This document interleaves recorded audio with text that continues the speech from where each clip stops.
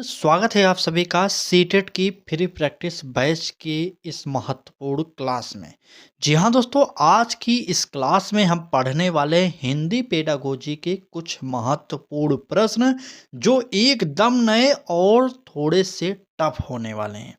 ठीक, तो चलिए क्लास को स्टार्ट कर देते हैं। यही समझिए कि यह आपके लिए ब्रह्मास्त्र साबित होने वाली यह क्लास। यहाँ से कई सारे प्रश्न आपके पेपर में सेम टू सेम आ सकते हैं। चलिए देखिए, आज की क्लास में हम इस प्रकार के प्रश्न लाए हैं, लेकिन प्रश्न थोड़े से टफ हैं। ये बात हम आपको पहले बता दे रहे हैं।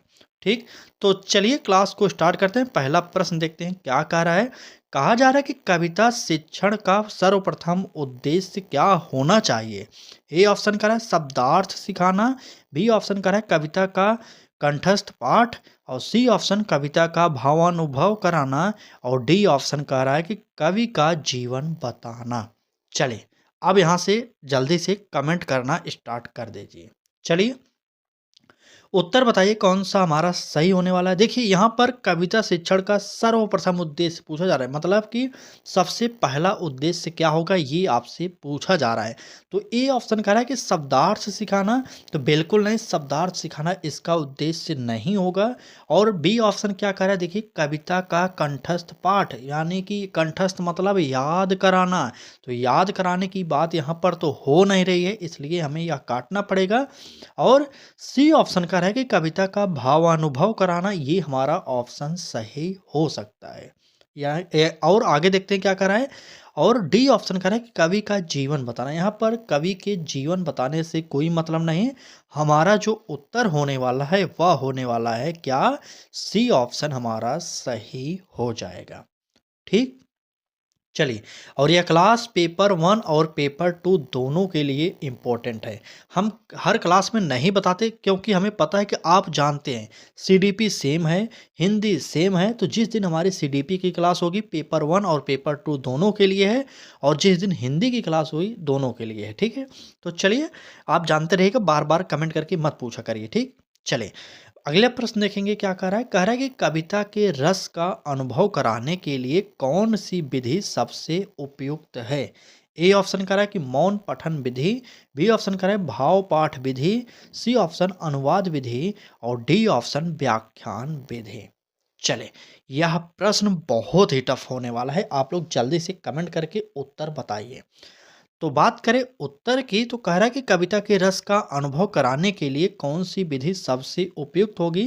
तो देखिए, अगर रस का अनुभव कराने की बात करा तो व्याख्यान विधि नहीं होगा और अनुवाद विधि भी नहीं होगा, लेकिन आप देख रहे हैं मौन विधि नहीं होगा। हमारा जो उत्तर होगा क्या होगा, भाव पाठ विधि। चले, अगर आप सीटेट की क्लास में जुड़ रहे हैं तो आपका स्वागत है। आप हमारे चैनल पर फ्री में तैयारी कर सकते हैं। अगर आपको सीटेट की बुक चाहिए तो यहाँ पर आपको दिख रहा होगा बुक का एक आप मतलब कि आइकॉन दिख रहा होगा, वहाँ पर टच करेंगे सीटेट की सभी बुकें वहाँ पर खुल जाएंगी। आप देखिए, ऑनलाइन जाकर एक बार टच करके दाम देखिए, जो भी प्राइस हो सेट करिए अपना। अगर लेना हो तो ले सकते हैं, बाकी प्रैक्टिस सेट तो हम फ्री में आपको करा ही रहे हैं। चलिए आगे बढ़ते हैं, अगला प्रश्न देखते हैं क्या कह रहा है। प्रश्न में कहा जा रहा है कि कविता में लय, छंद और भाव का समन्वय किस कौशल को प्रभावित करता है। ए ऑप्शन कह रहा है कि वाचन कौशल, बी ऑप्शन लेखन कौशल, सी ऑप्शन श्रवण कौशल, और डी ऑप्शन व्याकरण कौशल। चले कमेंट करिए और उत्तर बताइए कि कौन सा उत्तर हमारा यहाँ पर सही होने वाला है। अगर आपने प्रश्न को ध्यान से पढ़ा होगा तो यहाँ पर उत्तर एकदम आसानी से निकाल सकते हैं। देखिए प्रश्न में पूछा गया था कि कविता में लय, छंद और भाव का समन्वय किस कौशल को प्रभावित करता है। तो जानते रहिएगा कि किस कौशल को। तो यहाँ पर लय, छंद ये सब जो प्रभावित करेंगे वो करेंगे वाचन कौशल को। लेखन कौशल में ये प्रभावित नहीं होगा। श्रवण कौशल तो इसमें तो कुछ भी नहीं प्रभावित होगा, और व्याकरण कौशल बच्चों के लिए इम्पोर्टेंट है नहीं। ठीक, तो यहाँ पर इस प्रश्न का जो उत्तर होने वाला है हमारा ए ऑप्शन सही हो जाएगा। चलिए आगे बढ़ते हैं और अगला प्रश्न देखते हैं क्या कह रहा है। प्रश्न में कहा जा रहा है कि कहानी शिक्षण में कथानक का उद्देश्य होता है। क्या उद्देश्य होता है? ए ऑप्शन कह रहा है व्याकरण सिखाना, बी ऑप्शन कह रहा है कि पात्रों की संख्या गिनवाना, सी ऑप्शन कह रहा है घटनाओं के माध्यम से भाषा और जीवन की समझ देना और डी ऑप्शन केवल पढ़ना। चले, यहाँ से जल्दी से आप कमेंट करिए और उत्तर बताइए कौन सा सही होने वाला है प्रश्न 4 का। चलिए, एकदम सही। चलिए, बहुत ही इम्पोर्टेंट प्रश्न है। यहाँ पर कथानक का उद्देश्य पूछा जा रहा है। देखिए, कथानक का उद्देश्य अगर आपको पूछा जा रहा है तो व्याकरण सिखाने की बात कहाँ से होगा? यह हमारा व्याकरण इसके अंतर्गत नहीं आएगा। ठीक? और कह रहा है बी ऑप्शन में पात्रों की संख्या गिनवाना है। भाई साहब, पात्र कहाँ से गिनवा रहे हैं? इसका भी कोई उद्देश्य नहीं और केवल पढ़ना तो एकदम गलत है। हमारा जो उत्तर होने वाला है क्या होगा? सी ऑप्शन होगा, घटनाओं के माध्यम से भाषा और जीवन की समझ देना। यहाँ पर ट्रिक जो भी यूज हो रही है आप ध्यान से देखते हुए चलिएगा। ठीक? चले, क्लास अच्छी लग रही तो लाइक भी करिएगा, चैनल पर पहली बार है तो सब्सक्राइब करिए और बेल आइकन को ऑन करिए, जिससे आप सभी को नोटिफिकेशन डेली मिलता रहे। और हाँ, एक निवेदन और, अगर आपको पढ़ना है तभी आप हमारे साथ जुड़े, नहीं तो मत जुड़िए। ठीक है? नहीं तो बाद में ऐसा कहे कि आपके साथ जुड़े थे फिर भी हमारा नंबर अच्छा नहीं हुआ, तो जब पढ़ाई नहीं करेंगे तो नंबर नहीं मिलने वाला। इतना आप जानते रहिएगा। ठीक? चलिए, आगे बढ़ते हैं और अगला प्रश्न देखते हैं क्या कह रहा है। कह रहा है कि कहानी सुनाने के दौरान शिक्षक को क्या? ए ऑप्शन कह रहा है कि केवल पाठ्य पुस्तक से पढ़ना चाहिए, बी ऑप्शन कह रहा है कि हाव भाव और आवाज़ के उतार चढ़ाव का प्रयोग करना चाहिए, सी ऑप्शन कह रहा है कि छात्रों से कुछ न बोलना चाहिए और डी ऑप्शन केवल गृह कार्य देना चाहिए। चलिए, उत्तर बताइए कौन सा हमारा सही होगा। कहानी सुनाने के दौरान पूछ रहा है, तो कहानी सुनाने के दौरान क्या गृहकार देना चाहिए? तो बिल्कुल नहीं। कहानी सुनाने के दौरान बीच बीच में कुछ प्रश्न पूछ सकते हैं ताकि बालक के हाव भाव का पता चल सके और वो सीख रहा है, ध्यान से सुन रहा है कि नहीं, ये सब पता चल सके। ठीक है? वहाँ पर गृहकार का कोई उपयोग नहीं होता। चलें, सी ऑप्शन कह रहा है कि छात्रों से कुछ ना बोलना चाहिए। छात्रों से ना बोलेंगे तो कहानी कैसे सुनाएंगे? गलत होगा। ए ऑप्शन कह रहा है कि केवल पाठ्य पुस्तक से पढ़ना चाहिए, तो ये भी हमारा कट जाएगा। उत्तर जो होगा बी ऑप्शन सही होगा, हाव भाव और आवाज़ के उतार चढ़ाव का प्रयोग करना चाहिए। ठीक? क्या होगा? बी ऑप्शन हमारा सही हो जाएगा। चलिए, आगे बढ़ते हैं और अगला प्रश्न देखते हैं क्या कह रहा है। अगले प्रश्न में कहा जा रहा है कि पाठ समझ का मुख्य उद्देश्य है, क्या होगा आप बताइए। ए ऑप्शन कह रहा है कि तेजी से पढ़ना, बी ऑप्शन कह रहा है रट कर उत्तर देना, सी ऑप्शन कह रहा है कि अर्थ ग्रहण और विश्लेषण करना और डी ऑप्शन शब्दों की गिनती करना। चले, पाठ समझ का मुख्य उद्देश्य क्या होता है आप बताइए। चलिए, बिल्कुल सही। ए बी सी डी में से उत्तर कौन सा सही होने वाला है बताइए आप लोग तो। चलिए, बताइए ए बी सी डी में से उत्तर क्या होने वाला है? बिल्कुल सही। चलिए, देखिए, पाठ समझ का उद्देश्य जो होता है तेज़ी से पढ़ना नहीं होगा। अगर आप तेज़ी से पढ़ेंगे तो पाठ अच्छे तरीके से समझ नहीं पाएँगे, इतना आप जान जाइए।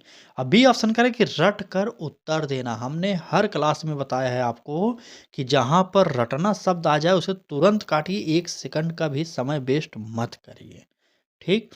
और क्या करा है कि शब्दों की गिनती करना, ये भी नहीं होगा। हमारा उत्तर जो होगा वह होगा सी ऑप्शन, अर्थ ग्रहण और विश्लेषण करना। यहाँ पर सी ऑप्शन यहाँ पर सही हो जाएगा। ठीक? चले, आगे बढ़ते हैं और अगला प्रश्न देखते हैं क्या कह रहा है। प्रश्न में कहा जा रहा है कि भाषा शिक्षण में व्याकरण का स्थान है, कैसा स्थान है? ए ऑप्शन कह रहा है कि भाषा का अंत नहीं साधन है, बी ऑप्शन कह रहा है कि भाषा का मुख्य लक्ष्य है और सी ऑप्शन कह रहा है केवल परीक्षा का विषय है और डी ऑप्शन इसे अलग सिखाना चाहिए। चलिए, बताइए। आज के क्लास में प्रश्न थोड़े से हाई लेवल के रखे गए हैं ताकि आपको ऐसा ना लगे कि सिर्फ लो लेवल के कराया जाता है। क्यों? हम देखिए, पहले हमारा एक ही सिद्धांत है कि आपको धीरे धीरे उच्च स्तर पर ले जाया जाए।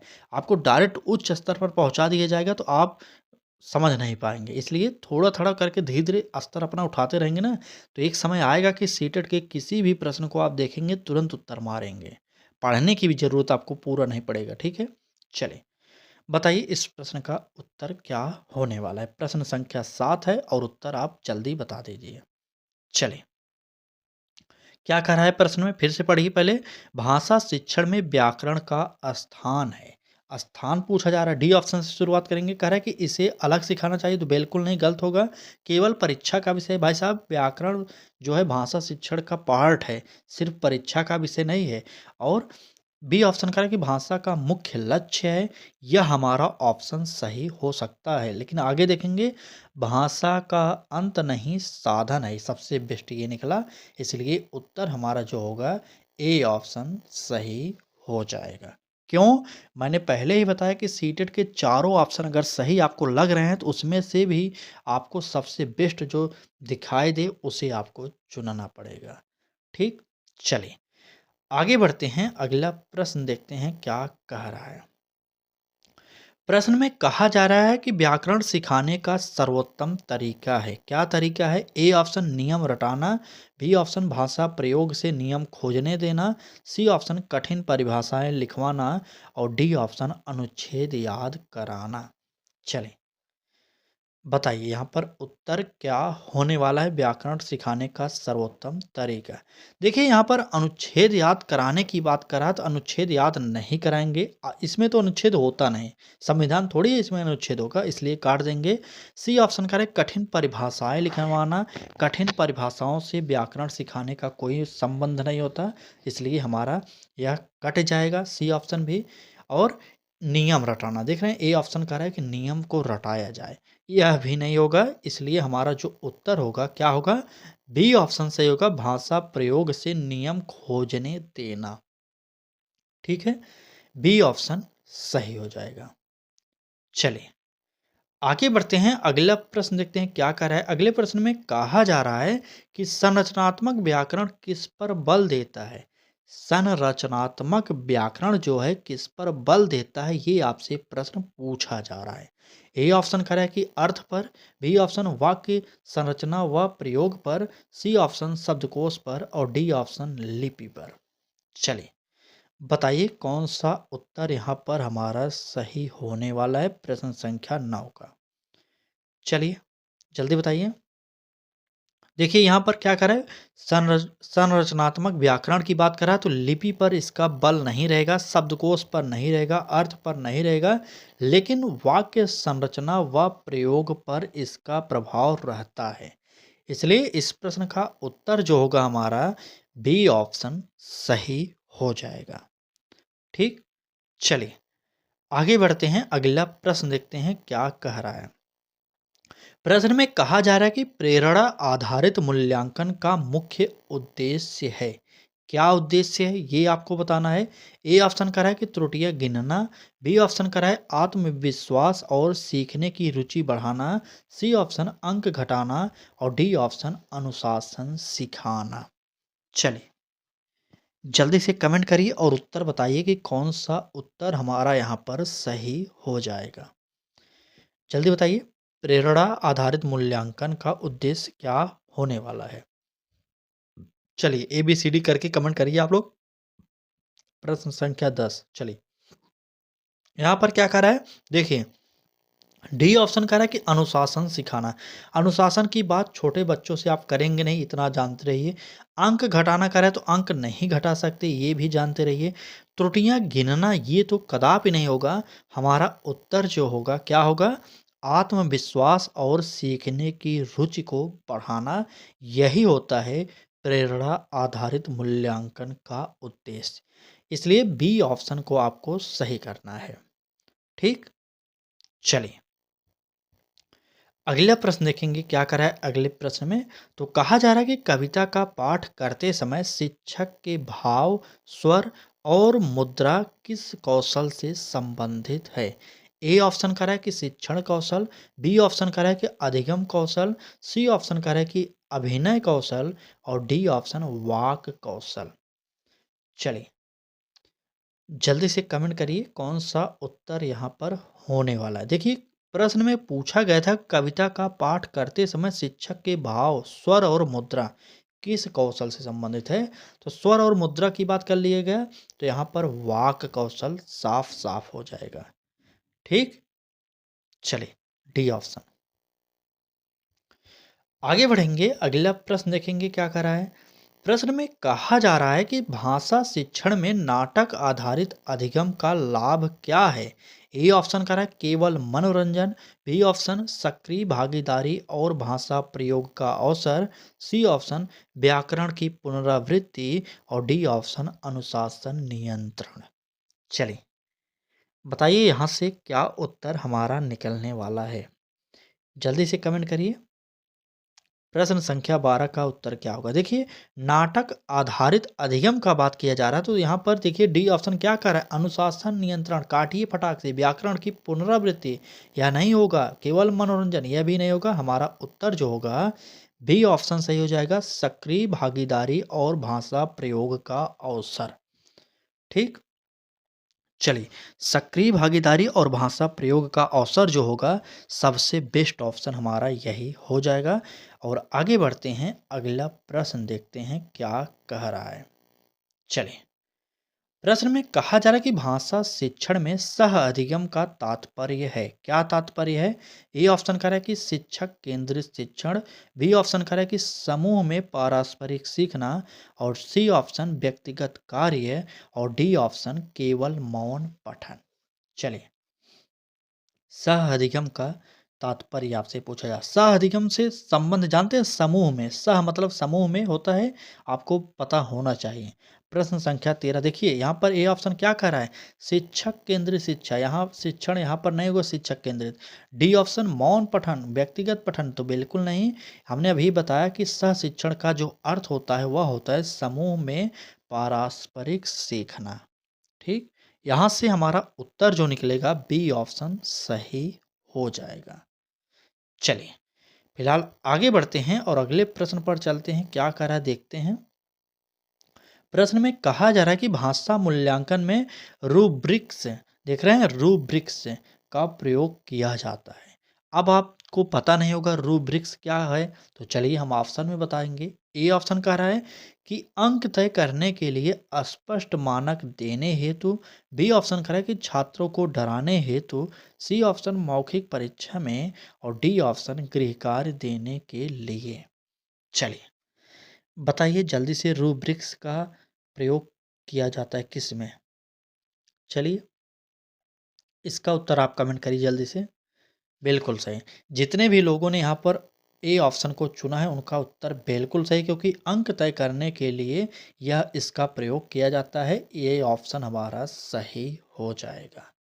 ठीक, चलिए, क्लास अच्छी लग रही है तो लाइक कर दीजिए, चैनल पर पहली बार हैं तो सब्सक्राइब करिए और जुड़िए हमारे साथ और डेली क्लास को अटेंड करिए। ठीक, फिलहाल अगर आपने सीटेट की बुक ले ली हो, पढ़िए उसे भी, साथ साथ हमारे साथ प्रैक्टिस करिए। और नहीं बुक लेना तब भी हमारे साथ जुड़िए, प्रैक्टिस हम इतना करा देंगे ना कि यहाँ से प्रश्न हूबहू आपके पेपर में आ जाएगा।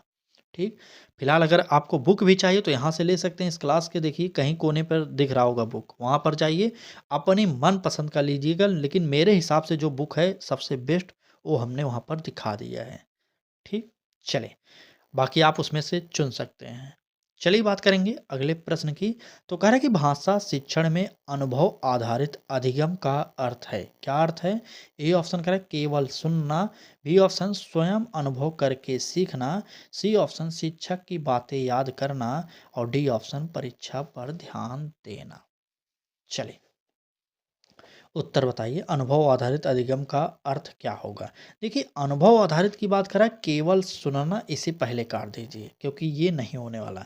और परीक्षा पर ध्यान देना, मैंने पहले ही बताया कि पेडागोजी को सॉल्व करते हुए परीक्षा को आप नहीं लेंगे, क्योंकि छोटे बच्चों का स्तर का है। सोचिए आप 1 to 5 हो या 6 to 8 हो, कितने बड़े बच्चे होते हैं, उनकी परीक्षा से आप उत्तर नहीं निकाल सकते। ठीक, चलें, अब यहाँ पर क्या कह रहा है कि शिक्षक की बातें याद करना अपने आप में ही निगेटिव है, इसलिए इसे काट देंगे। अब उत्तर जो निकलेगा हमारा क्या, वह निकलेगा स्वयं अनुभव करके सीखना ही अनुभव आधारित अधिगम होता है। ठीक है, यहाँ पर बी ऑप्शन हमारा सही हो जाएगा। चलिए, आगे बढ़ते हैं, अगला प्रश्न देखते हैं क्या कह रहा है। प्रश्न में कहा जा रहा है कि भाषा शिक्षण में नवाचार का क्या महत्व है। ए ऑप्शन कह रहा है कि शिक्षण को रोचक और प्रभावी बनाना, बी ऑप्शन कह रहा है कि परंपरा तोड़ना, सी ऑप्शन केवल प्रयोग करना और डी ऑप्शन अनुशासन हटाना। चलिए कमेंट करिए और उत्तर बताइए कि कौन सा उत्तर यहाँ पर नवाचार से संबंधित सही होने वाला है। तो देखिए, नवाचार का मतलब होता है नया, तो यहाँ पर अनुशासन की बात कर रहा है, इसे काट दीजिए। केवल प्रयोग करना काट दीजिए। शिक्षक को रोचक और प्रभावी बनाना ये भी काटिए। बी ऑप्शन परंपरा तोड़ना मतलब कुछ नया करना, इसी को ही नवाचार कहा जाता है। ठीक, समझ गए ना। चले, देखिए हमारा एक ही उद्देश्य है कि समय भी आपका बचे और आप अधिक से अधिक सीख भी जाएं। ठीक है, इसलिए क्लास की स्पीड थोड़ी सी तेज़ रखते हैं, लेकिन फिर भी कोशिश करते हैं कि इतनी भी तेज़ ना हो कि आप समझ ना पाएं। चलिए प्रश्न देखेंगे, कह रहा है कि भाषा शिक्षण में आत्म मूल्यांकन का उद्देश्य है। भाषा शिक्षण में आत्म मूल्यांकन का उद्देश्य क्या होने वाला है। ए ऑप्शन कह रहा है अपने अधिगम पर चिंतन और सुधार करना, बी ऑप्शन शिक्षक को अंक देना, सी ऑप्शन परीक्षा लेना और डी ऑप्शन आत्म प्रशंसा करना। चलिए कमेंट करिए और उत्तर बताइए कि कौन सा हमारा सही होने वाला है। एक मिनट, वहाँ पर कुछ गलती हुई थी क्या? यहाँ पर क्या उत्तर बताया था? 1 मिनट, यहाँ पर गलत हो जाएगा। चलिए, ये माफ़ी चाहेंगे आपसे, प्रश्न संख्या 16 में जो भी लोगों ने यहाँ पर ए ऑप्शन दिया था उनका सही होगा, ठीक है? ये गलत हो जाएँगे। चलिए, थोड़ी-सी मिस्टेक हो गई थी। चलिए, जो लोगों ने इस उत्तर को सही किया था उनका बिल्कुल सही है। आप लोग करेक्शन कर लीजिए अपने में, ठीक? इनोवेशन का मतलब ही होता है शिक्षण को रोचक और प्रभावी बनाना, ठीक? चलिए, थोड़ी-सी गलती हो गई थी, आप उसे सुधार लीजिए एक बार। चलिए, सब लोग सुधार कर कमेंट करिए क्या सुधार लिए आप लोग। यहाँ पर इस प्रश्न का उत्तर 16वें का ए ऑप्शन होगा, ठीक? ना कि बी होगा। इससे सब गलत है, लेकिन हमारा ए ऑप्शन जो शिक्षण को रोचक और प्रभावी बनाना है, वही भाषा शिक्षण में नवाचार का महत्व होता है, ठीक? चलिए, सुधार लीजिए। बिल्कुल सही, चलिए धन्यवाद आपने बताया। अब देखिए यहाँ पर क्या पूछा गया था प्रश्न में कि भाषा शिक्षण में आत्म मूल्यांकन का उद्देश्य है। क्या उद्देश्य है? तो देखिए, आत्म मूल्यांकन का अर्थ ही होता है क्या, बताइए? बिल्कुल सही, आत्म मूल्यांकन का अधिगम पर चिंतन और सुधार करना, ये बिल्कुल सही, ए ऑप्शन। चलिए, वैसे तो मैंने सब चीज़ें उसमें बता दिया था ना। शिक्षक को अंक देना कट जाएगा, परीक्षा लेना गलत होता है, आत्म प्रशंसा करना, अपनी प्रशंसा खुद करना, ये भी गलत है। इसलिए हमारा यहाँ पर ए ऑप्शन सही हो जाएगा, ठीक? चलिए आगे बढ़ते हैं और अगला प्रश्न देखते हैं क्या कह रहा है। प्रश्न में कहा जा रहा है कि सीखने की गति और शैली में विविधता को शिक्षक क्यों, क्या होता है बताइए? सीखने की गति और शैली में विविधता को शिक्षक को क्या होता है? देखिए, ए ऑप्शन कह रहा है अनदेखा करना चाहिए, बी ऑप्शन दंड देना चाहिए, सी ऑप्शन ध्यान में रखकर शिक्षण करना चाहिए और डी ऑप्शन कह रहा है कि समान मानना चाहिए। चलिए, जो कक्षा में होता है या क्या सीखने की गति में जो विविधता होती है उसको किस रूप से शिक्षक को समझना चाहिए। तो देखिए, उससे जो विविधता होती है ना, शिक्षक को अनदेखा नहीं करना चाहिए, इतना जानते रहिएगा। और दंड भी नहीं देना चाहिए, समान नहीं मानना चाहिए। क्यों? क्योंकि उसे ध्यान में रख कर ही शिक्षण कार्य करना चाहिए। क्योंकि जब एक क्लास में कई प्रकार के बालक हैं, तो उन्हीं के अनुसार आपको क्लास करानी चाहिए ताकि सभी बालक सीख सकें, ठीक? तो यहाँ पर उत्तर हमारा इस प्रश्न का सी ऑप्शन सही हो जाएगा। चलिए अगला प्रश्न देखेंगे, तो कह रहा है कि प्रोजेक्ट कार्य भाषा शिक्षण में क्यों कराया जाता है। ए ऑप्शन कह रहा है कि केवल अंक देने के लिए, बी ऑप्शन कह रहा है कि वास्तविक जीवन से भाषा का संबंध जोड़ने के लिए और सी ऑप्शन समय व्यतीत करने के लिए और डी ऑप्शन निबंध सिखाने के लिए। चलिए, प्रोजेक्ट का जिसे आप होमवर्क कहते हैं एक प्रकार से, वो बताइए क्या है। गृह कार्य होमवर्क भी प्रोजेक्ट कार्य के अंतर्गत ही आता है, ठीक। तो देखिए अंक देना, देखिए यहाँ पर पहली बात निबंध सिखाने के लिए कट जाएगा। समय तो हमने पहले ही बताया कि समय व्यर्थ ना किया जाए कहीं पर भी। और ये ऑप्शन करा है कि केवल अंक देने के लिए, इसे भी काटिए। उत्तर जो होने वाला है हमारा क्या होगा, बी ऑप्शन सही होगा।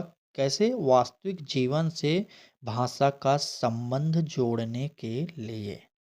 ठीक, बी ऑप्शन बिल्कुल सही। चलिए आगे बढ़ते हैं और अगला प्रश्न देखते हैं क्या कह रहा है।